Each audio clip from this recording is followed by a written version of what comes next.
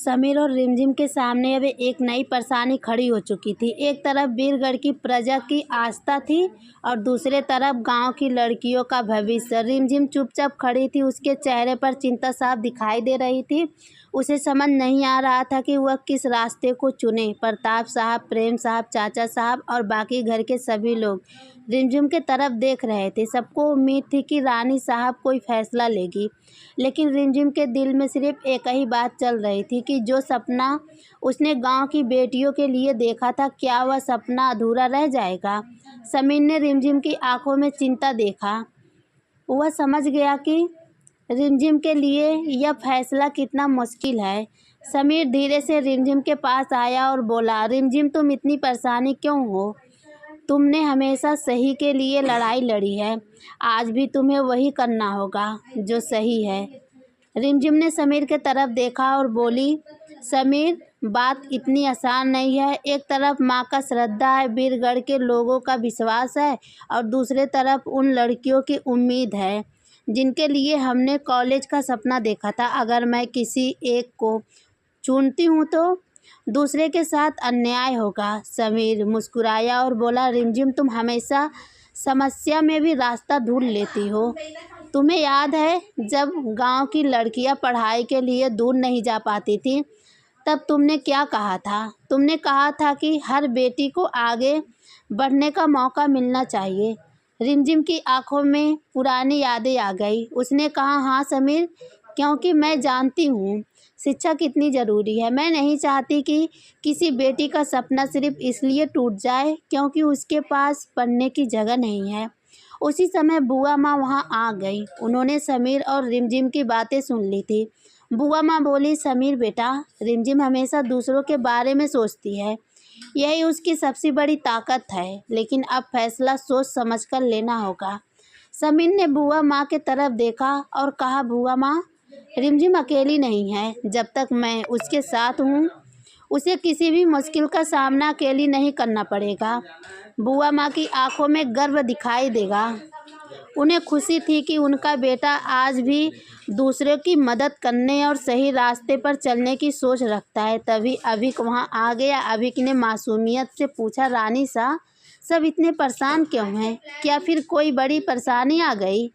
रिमझिम ने अभिक को देखा और मुस्कुराने की कोशिश की। उसने कहा, नहीं अभिक, बस एक बड़ा फैसला लेना है। अभिक बोला, तो फिर समीर भैया से पूछ लो, वो हमेशा अच्छा फैसला लेते हैं। अभिक की बात सुनकर सबके चेहरे पर हल्की मुस्कान आ गई, लेकिन समीर जानता था कि इस बार फैसला बहुत बड़ा है। उधर महल में साधना देवी के पास भी यह बात पहुंच चुकी थी कि समीर अपनी गुरु की सीख के अनुसार कठिन तपस्या कर रहा है। साधना देवी ने कहा, समीर को अपने रास्ते पर आगे बढ़ना होगा। एक कलाकार के लिए सबसे ज़रूरी होता है उसका समर्पण। समीर को अब नए नियमों के साथ अपनी ज़िंदगी बदलनी थी। ज़मीन पर सोना, साधारण भोजन करना, अनुशासन में रहना और अपने गुरु के आदेश का पालन करना आसान नहीं था, लेकिन समीर ने ठान लिया था कि वह अपने संगीत के सपने को पूरा करके ही दिखाएगा। जब समीर वापस आ गया तो रिमझिम उसे देखकर खुश हो गई। उसने पूछा, समीर आज की तपस्या कैसी रही? समीर हंसते हुए बोला, बहुत मुश्किल थी, लेकिन तुम्हारा विश्वास याद करके सब आसान लगने लगा। रिमझिम ने कहा, समीर, मुझे तुम पर हमेशा भरोसा रहेगा, तुम तभी हार नहीं मानते। समीर ने मजाक करते हुए कहा, और तुम भी तो हार नहीं मानती। रिमझिम, तभी तो आज पूरा वीरगढ़ तुम्हारे साथ खड़ा है। दोनों एक दूसरे को देखकर मुस्कुराने लगे, लेकिन तभी प्रताप साहब तेजी से वहां आ गए। उनके चेहरे पर चिंता थी। प्रताप साहब बोले, रानी साहब, हमें अभी एक नई खबर मिली है। जिस जमीन पर मंदिर बनने की बात हो रही है, उसी ज़मीन को लेकर एक और बात सामने आई है। रिमझिम और समीर दोनों हैरान हो गए। रिमझिम ने पूछा, क्या बात सामने आई है प्रताप साहब बोले, हमें पता चला है कि कोई उस ज़मीन पर 5 स्टार होटल बनने की योजना बना रहा था।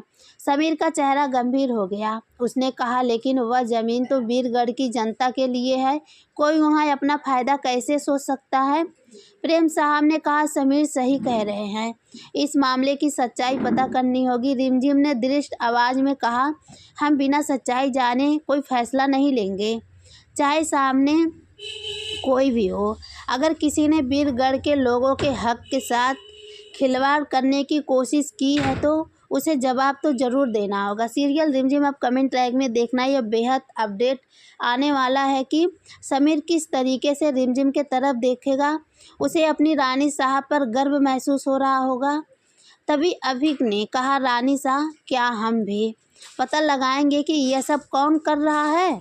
समीर मुस्कुराया और बोला, अभिक, इस बार हमें बहुत सावधानी से कदम उठाना होगा। रिमझिम ने कहा, हाँ समीर, क्योंकि इस बार सिर्फ एक ज़मीन का सवाल नहीं है, इस बार बीरगढ़ के लोगों का भरोसा जुड़ा हुआ है।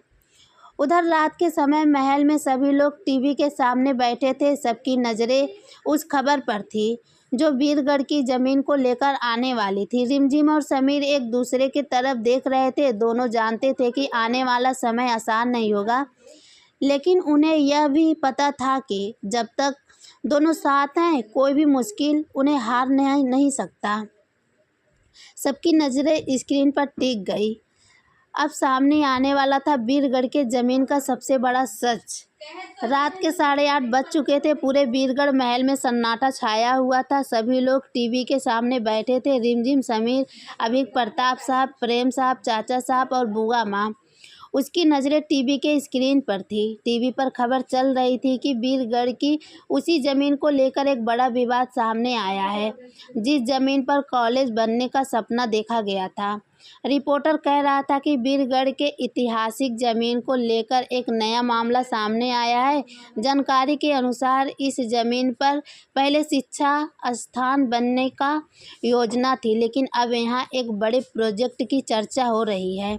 यह सुनते ही रिमझिम के चेहरे पर रंग बदल गया। रिमझिम ने हैरानी से कहा, ऐसा कैसे हो सकता है? उस ज़मीन के बारे में तो हमने पहले